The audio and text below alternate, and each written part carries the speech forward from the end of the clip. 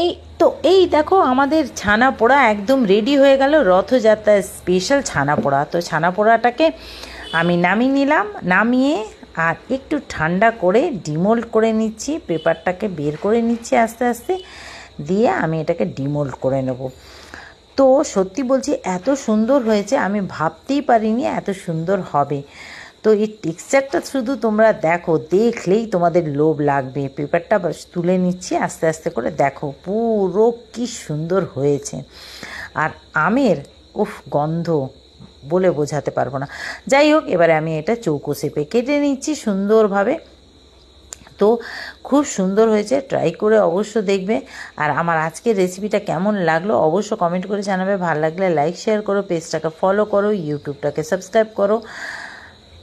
আর তোমরাও একবার অবশ্য ট্রাই করো এই রথযাত্রা স্পেশাল ছানা পোড়ার রেসিপি।